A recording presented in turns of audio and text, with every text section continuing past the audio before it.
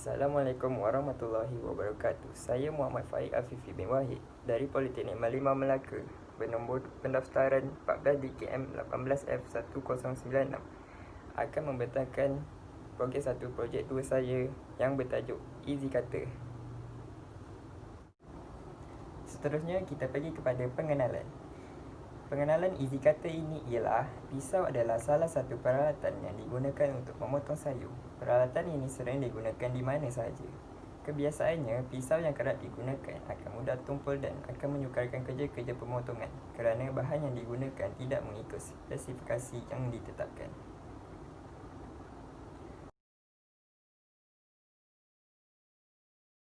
Seterusnya kita pergi kepada penyataan masalah.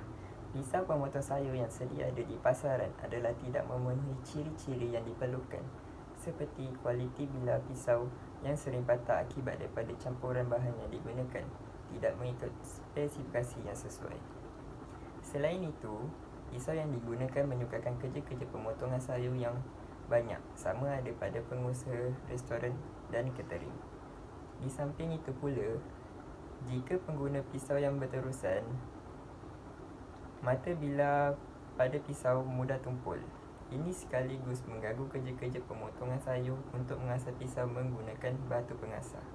Seterusnya, pengguna pisau sering membahayakan pengguna kerana pada bahagian mata bilah pisau yang sering terdedah.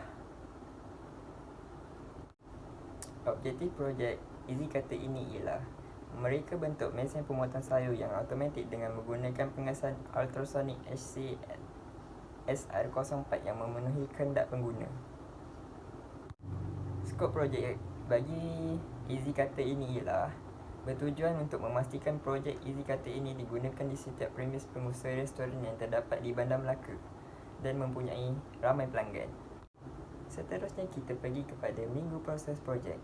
Pada minggu pertama, kami telah membuat pencarian bahan yang akan digunakan untuk menghasilkan mesin pemotong sayur dengan pengesan jarak ultrasonic HC SR04 di kedai-kedai berhampiran. Minggu kedua dan ketiga, kami membeli barang yang telah ditetapkan dan memeriksa bahan sama ada elok atau tidak untuk digunakan.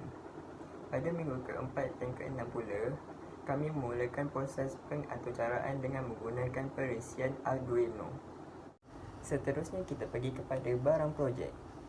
Barang projek yang pertama yang digunakan ialah besi hollow 1 kali 1 inci yang digunakan untuk membuat rangka projek.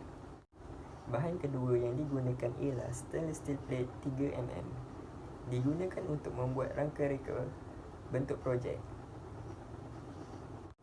Bahan ketiga yang digunakan ialah motor DC 12 Volt 500 RPM berfungsi untuk menggerakkan bilah pisau. Bahan seterusnya yang digunakan ialah ultrasonic SCSR04 sensor. Digunakan untuk mengesan jarak sesuatu objek dengan menggunakan signal ultrasonic. Seterusnya ialah motor driver module. Berfungsi untuk menetapkan kelajuan motor dengan menggunakan pengaturcaraan atau coding Arduino. Seterusnya ialah adapter 12 volt 4 ampere 3 phase digunakan untuk memekarkan kuasa dan menyimpan tenaga elektrik. Bahan seterusnya yang digunakan ialah Arduino Uno R3. Ia digunakan untuk pengambilian micro fingerboard yang bersifat open source. Ia memudahkan penggunaan elektronik untuk pengaturcaraan atau coding dengan menggunakan pengisian software Arduino.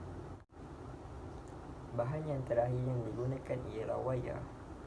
Wayar digunakan untuk menyalurkan elektrik ke komponen elektrik yang lain dan pada motor. Seterusnya ialah kos yang saya keluarkan untuk membuat projek Easy Cutter. Seterusnya ialah lakaran inventor.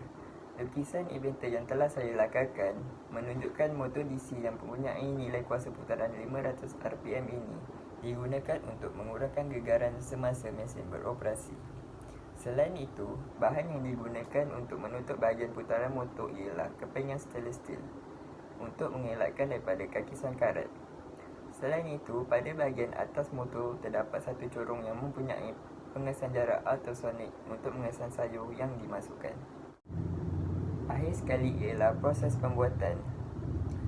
Membuat pengaturcaraan ataupun coding menggunakan perisian Arduino dengan pengesan jarak ultrasonic SCSR 04. Antara perisian coding yang telah dibuat ialah mengesan sayur pada jarak 2 cm yang dimasukkan melalui corong.